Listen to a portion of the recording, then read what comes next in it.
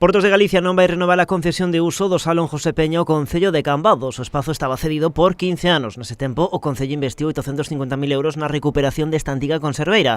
No seu interior foron proliferando multitude de eventos que o acabaron convertendo nunha referencia sociocultural na vila.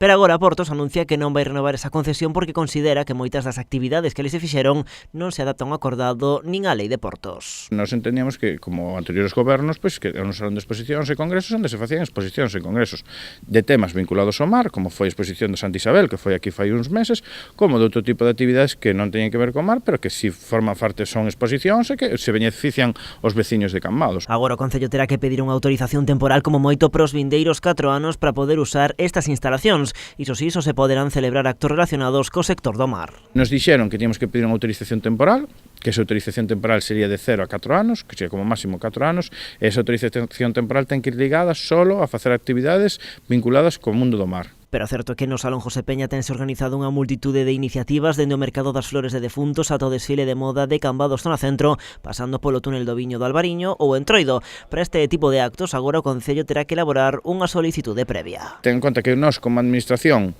que organices un evento e que tienes que pedir permiso a outra administración para poder realizar este evento aquí, eso é moi complexo, porque claro, tens que facer unha programación de eventos e tens que saber se ese evento se pode facer aquí ou non, e se non se pode facer aquí tens que buscar alternativas, ou facer aire libre, ou alquilar unha carpa. Con todo, dende o goberno local amósanse optimistas falando dunha actitude positiva por parte de Portos que se podería traducir nun novo acordo. Nos comunicaron na reunión que iban a intentar mirar que vías legais podíamos ter, que podían facer, ben a través dunha desafectación e que pasara a ser de titularidade municipal, ou ben a través de crear unha nova concesión e adaptala a eses usos, e que iban a estudiar e que nos iban a trasladar máis adiante, que nos iban a trasladar esa postura. Pero mentres esa concesión non chega, a incertidume leva o goberno local a manter en stand-by a súa programación de Nadal. De momento non puideron mover ficha porque a día de hoxe o anuncio da fin da actual concesión só a recibiron de xeito oral, pero non por escrito.